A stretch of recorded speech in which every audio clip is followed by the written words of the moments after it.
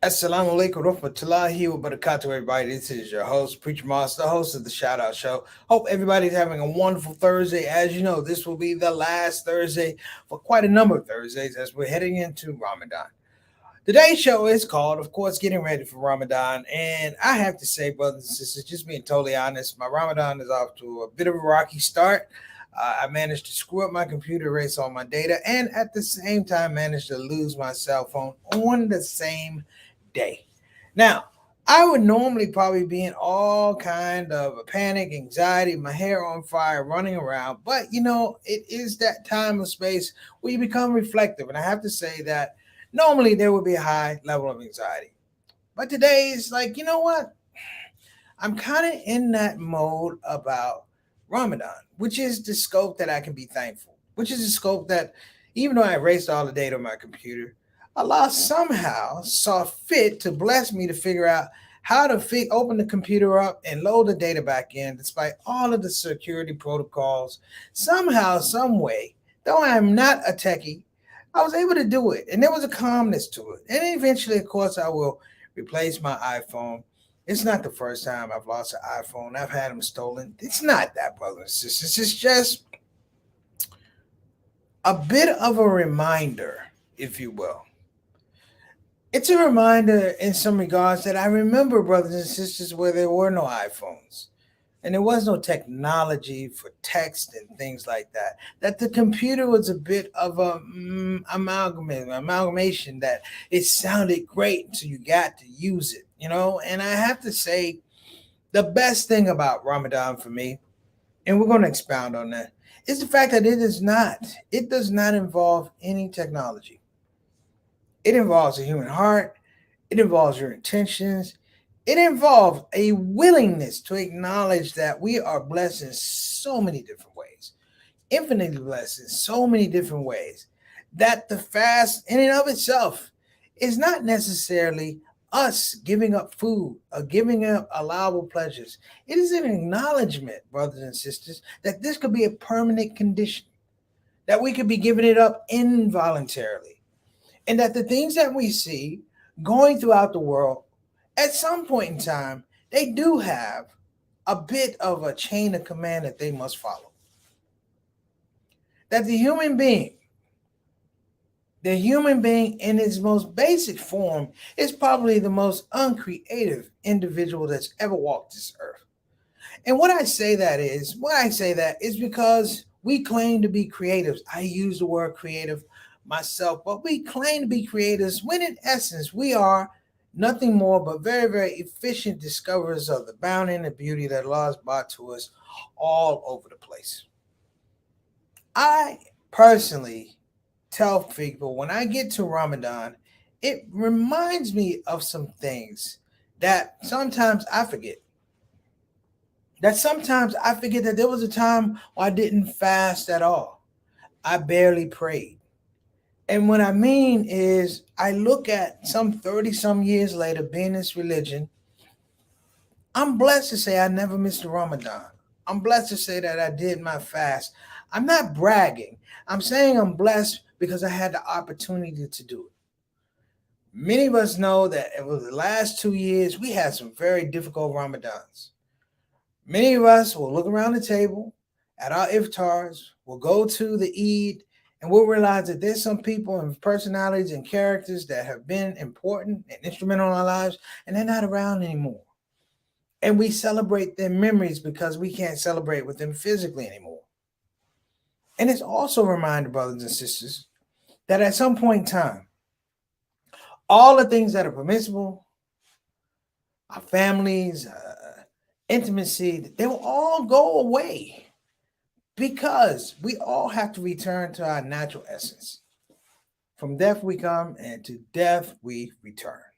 And I don't want this to be some type of morbid thing like, oh my God, it's preached. I'm saying, brothers and sisters, that I am happy.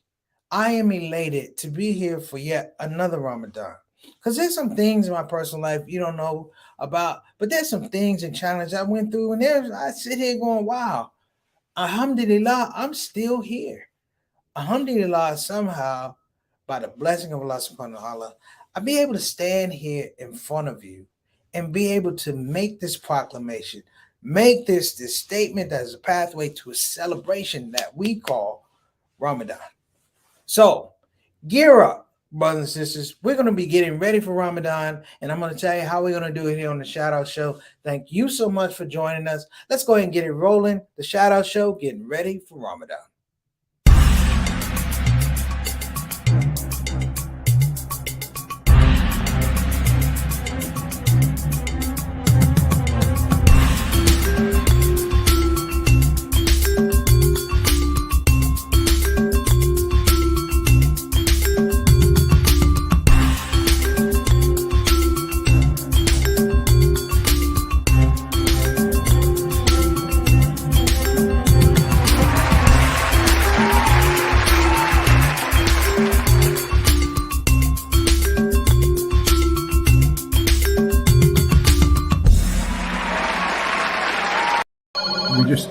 We just need help. Imagine if there wasn't an olive branch. Muslim Family Services at your command. The people who help people have to say, we need your donations, don't delay. We all have struggles from time to time, but leaders dedicated is what you find. Before another person sheds a tear, support Olive Branch, you don't have to fear. Olive Branch Muslim Family Services. Action you can see, compassion you can feel. Sing it with me. Ooh. Ooh. All right. Shout out to Olive Branch Muslim Family Services in the city of Houston, doing great things with African refugees as well as people who are in need, people who need that assistance when they're trying to make that transition. Speaking of which, brothers and sisters, I've decided to make Ramadan this year a working effort, a working initiative. And as many of you know, I've started to do my NFT. My NFT, brothers and sisters, will be comprised of the fact that we are trying to raise awareness and raise some money to address the needs of returning citizens. We say returning citizens, these are formerly incarcerated individuals that are trying to transition back into society. Now, let me say this. My premise of doing this NFT is not just to do the NFT, but to develop a situation where we come into a little bit of ownership and understanding what financial literacy is, inclusive of things like fintech, financial tech, things like that, but also ownership. Moving people, inclusive of the people on the Shoutout Show, from this idea of income in terms of financial literacy to wealth management. We must be able to do that. Now, in regards to these inmates, the philosophy is very simple. I will tell you the story of a good brother I did many Ramadans with. His name was, of course, Bilal Ahmed, or Ahmed Bilal. I'm sorry. The brother Ahmed had spent quite a number of years, maybe 10 years, on a federal sentence in Nevada. When he came out of prison, he was an older gentleman. And what I watched him do was really struggle. Not struggle with the laws, he did that, but he struggled with the fact that he tried to maintain his deen. And what he didn't have at that point in time, brothers and sisters, he didn't have opportunities and options. Meaning, every job that he went to, and he was an educated man, but because he was he was an ex-con, every place he went to, they looked beyond his skills. He spoke Chinese, he had a degree. I mean, he understood accounting, sales. They looked through that and they devalued him because he was coming out of the prison system. Now, I understand this, brothers and sisters, because I have a lot of brothers who come out and they're my brothers. I love them. A lot of sisters. I understand what that struggle is. So this NFT, brothers and sisters, is the fact that we're going to try and change the dynamic, change the narrative this Ramadan, because what we're going to do is we're not going to look at them as returning. I'm going to look at them as people who have capacity and ability. Capacity and ability. And I believe with the capacity and ability that we can teach them skills, meaningful skills, other than a job that pays $10 or $12 or $15, about $15, which does nothing for them coming out of the criminal system. It does nothing for their financial bottom line. It does nothing for their families. It does nothing for their self-esteem. However, we've been blessed. Brother Bashir Fado, who's a good guy. It's called IT is Fantastic. He's working with me to teach these brothers IT. Our goal during Ramadan is we're trying to raise about $25,000 to $30,000. Is it easy? It could be. It could be not. I'm not worried about that, brothers and sisters, because I am filled with this spirit of Ramadan. Meaning, if I get $1, it means I can get another dollar. And if I get another dollar, it means that there is a willingness to help these brothers and sisters, and I will do so.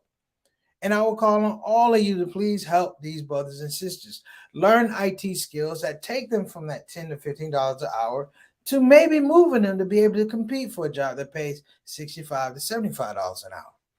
What does that do? As well as increasing their financial bottom line, it also, brothers and sisters, increases their self-esteem.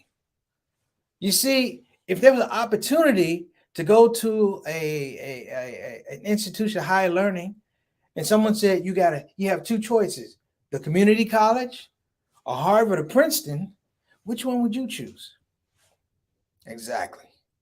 We're trying to get these guys moving out of community college, speak, and get them ready and competitive to go to Harvard and Princeton in terms of the ability, brothers and sisters, to have options and opportunities using IT. We will be teaching them Salesforce administrator.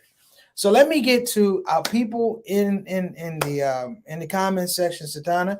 Let's go ahead and roll that out. First off, we're going to give a shout out, of course, to Sister Ree. Sister Ree, we always appreciate you. And Sister Ree, you will be invited to several iftars. We're going to show you how the Muslims do it. I'm going to lay out, cook a couple days. I'm going to invite you and your family over, and you will break fast with the Preacher Moss crew. All right? So I want you to know that. Shout out, of course, to you, Derek and Brother Juwan. Next up, Altaf Rashid, Mr. 6 o'clock, straight up, straight down, our Canadian ambassador to the show. My brother, wa alaikum assalam, rahmatullahi wa barakatuh, man. We appreciate you being on the show and your contribution. I think we all moving into our third Ramadan. This might be, is that correct, Satana? We're moving into our third Ramadan. So, we talk about community and things like that. That's very significant. Altaf, thank you for coming on the show, man. Appreciate you. Next up, Brother Eric. What's up, Brother Eric? Wa alaikum assalam, rahmatullahi wa barakatuh, brother. We appreciate you. And as we move into this phase of Ramadan, the Preacher Moss Ramadan 30 for 30, everybody, is that we will be on for all 30 days. We will be doing reflections. We will have guests. We will have some of you come on the show and talk about what Ramadan means to you. We will be doing all of that stuff. Not so much shaking up the format, but expanding it a little bit.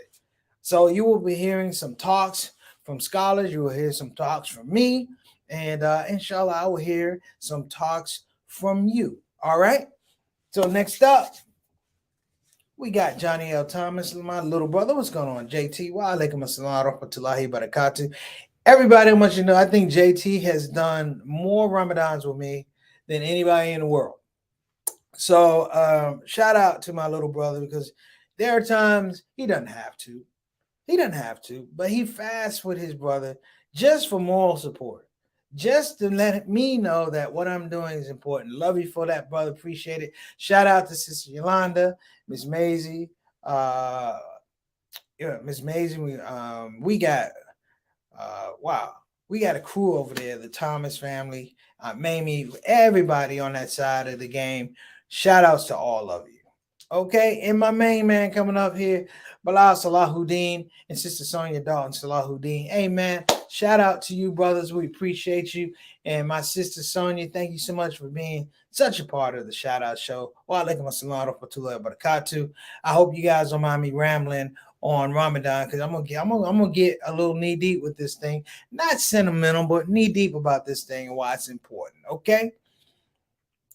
And how can we forget Sister Satana Whitfield, who's holding down the ones and twos as your brother is in crisis from losing his cell phone, erasing all the data on his computer.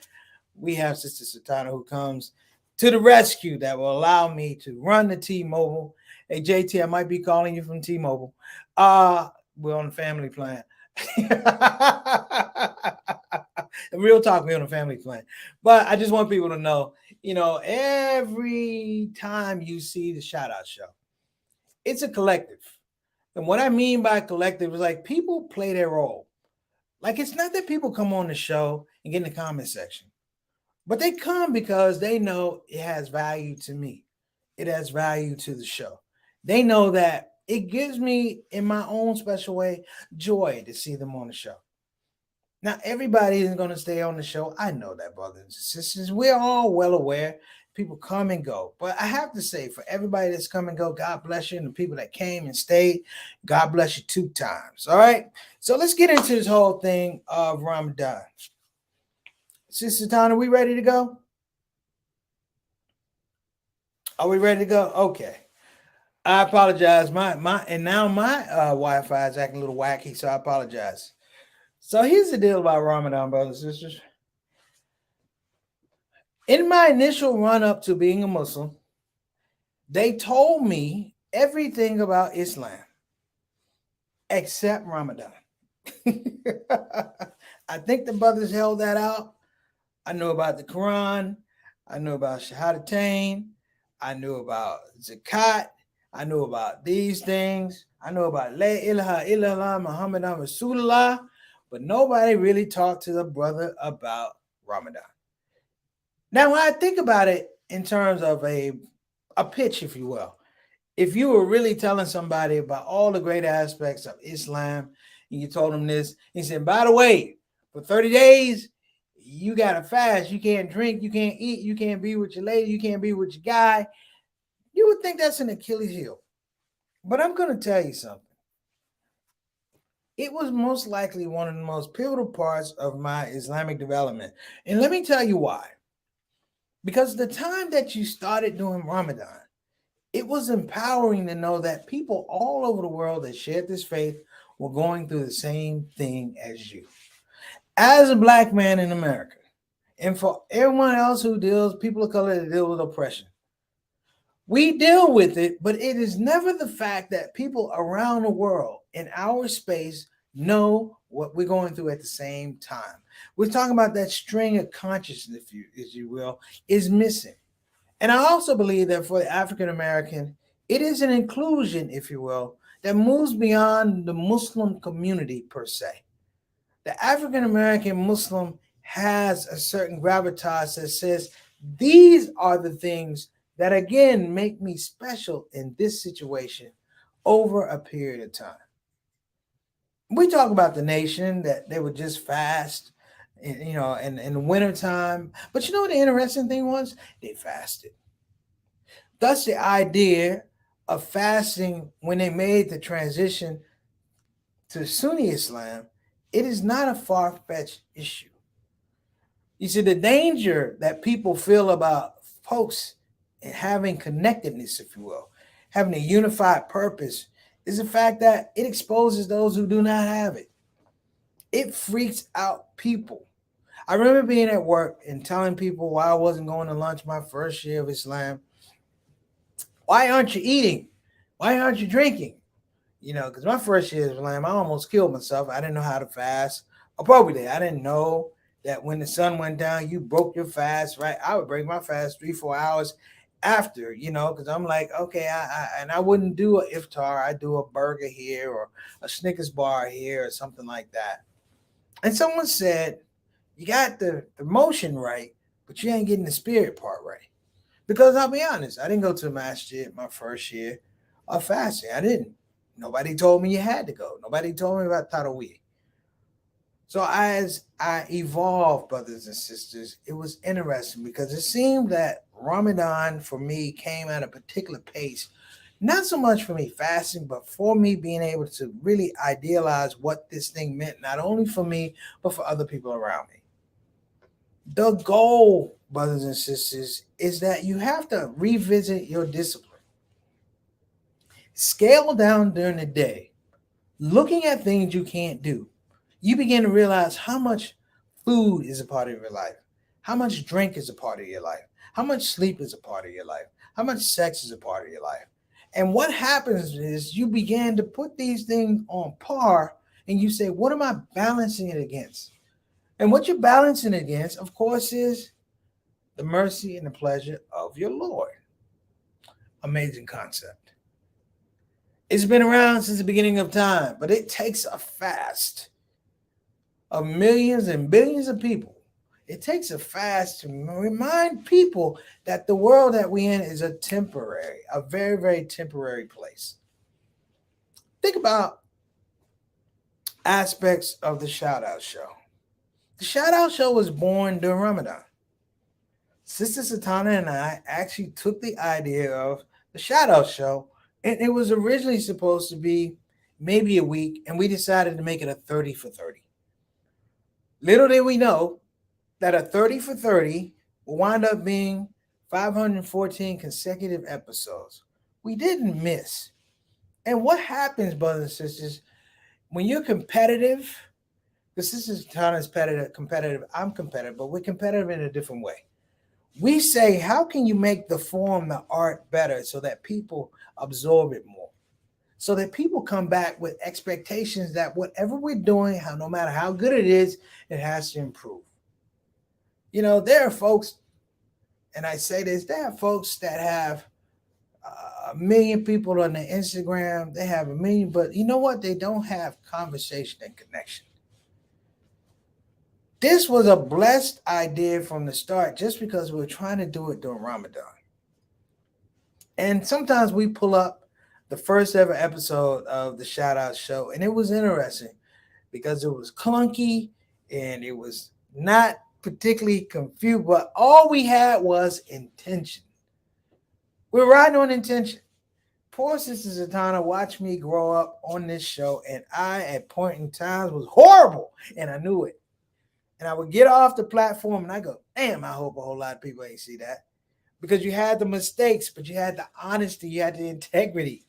I remember the first time Sister Satana took over the Shoutout Show. I was down at University of Florida doing a gig. And I remember I was not nervous. I was excited to see her on the screen. And I literally left the stage with my phone to check her show out. And you know what that was? It was a fastathon. Dig that, brothers and sisters. It was a fastathon. So you can see the connectivity of these things. But what is it, the brilliance? What is the brilliance of a Ramadan? Why does it matter that we have Ramadan? Because it's the ultimate reset. I think differently during Ramadan. As a creative, I think differently during Ramadan. My emotions are here, but the spirituality is here. You see things. You hear things. In this whole scope of Ramadan, I worry about everybody from my family to my friends to my enemies to the angels on my shoulders. Everybody matters. And everybody's worthy of respect and positive attention.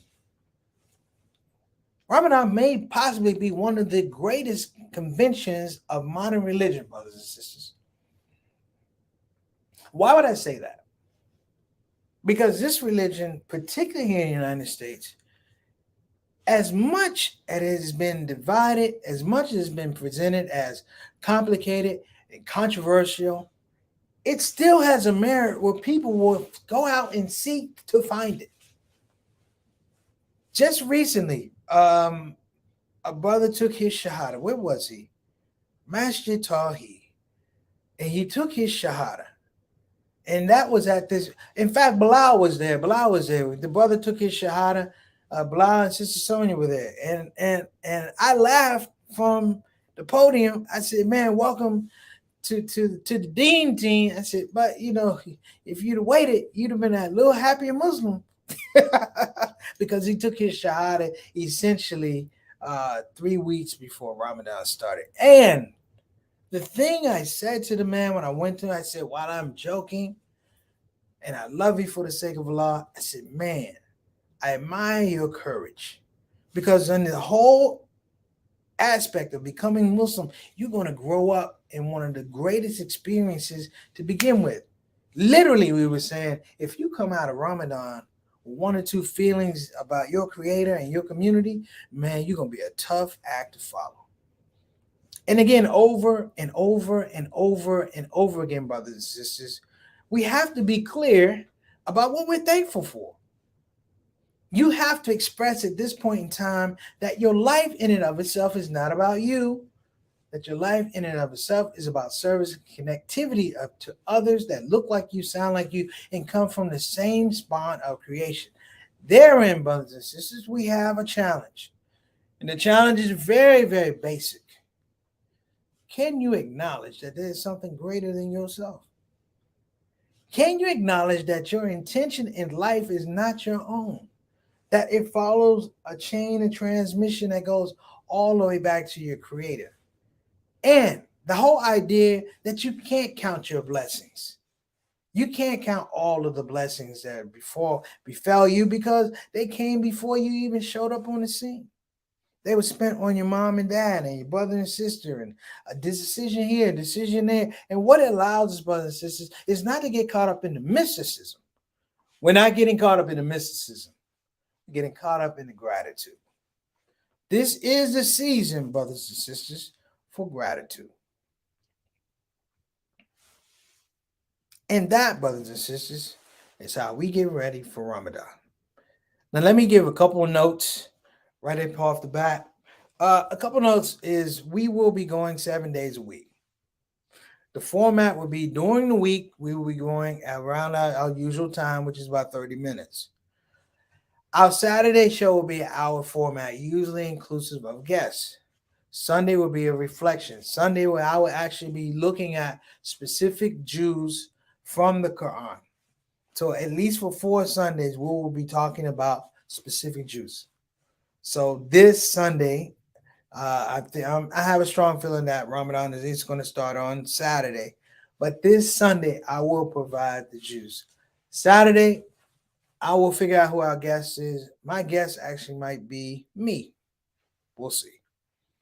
But for the other ones, brothers and sisters, I want you to take time and think about what we said. My Ramadan is a service Ramadan. I'm trying to work and help out our brothers and sisters that are returning from incarceration. What is your service going to be? You can work with me if you want. And if you have something that you're working on, please, when you come on the show, put it in the chat box and tell us exactly what you're trying to do so I can support what you're doing, okay? Because this is a time for service. This is the time when you look around and you realize I'm not eating, I'm not drinking, I'm not having intimacy. And you realize that the world has a lot of needs. All we want to do is address those needs and be grateful while we do it. So let's go ahead and get to the wrap up because I got to get to, I'm going to give a shout out to Mama Son saying, hello, family. How you doing, Mama Son? I hope you didn't hear the part of it, at the early part of it, because your son lost another iPhone. Okay. Because you might call and might be somebody answer the phone and say, this is not you. Exactly. So let me go ahead and get this out. I'm going to give a shout out to BeFinanciallyIndependent.com. Again, that's BeFinanciallyIndependent.com. You can call them at 202-508-3780. Again, that's 202-508-3780. Shout out to UsHub.tv. Again, that's UsHub.tv. Doing amazing things with the Muslim narrative and Muslim content creators, trying to create that marketplace for us, brothers and sisters, in a streaming platform. They're off to a rousing start. Shout out to UsHub.tv. Next up, of course, we got Bayan Islamic Graduate School. Bayan Islamic Graduate School with great programs in Islamic education. That would be me. Also, Islamic leadership, Islamic studies. Also, a major program in Islamic, actually, Masters of Divinity with a focus in Muslim chaplaincy. And I want to give a shout out to my main man, Imam Tyree. Imam Tyree he's out of Texas City. He's doing great. This brother is a heck of a student. We were in class together. He is so close to getting that MDiv and Muslim chaplaincy. So if you have some time and some du'as to spare, shoot him this way. Shoot Imam Tyree El-Amin. Shoot him some love if you know who I'm talking about. Okay, so that's it for today, brothers and sisters. We won't be on tomorrow. I'm going to be doing a lot of massive planning. Unfortunately, I lost a lot of stuff with my computer, but alhamdulillah, I remember what I'm going to do, and we're going to have some fun. I'll ask everybody, please tune in, check out the show. We will be back tomorrow. Not tomorrow, we'll be back on Saturday. Sister Tana, if Ramadan does start on Saturday, we will be here. If on Sunday, we'll be here. So the main idea is we're going to be here. All right? Have a great day. Thank you so much for tuning in. God bless you. If I haven't said that before, Assalamu alaikum wa rahmatullahi wa barakatuh. See you soon. Shout out, show.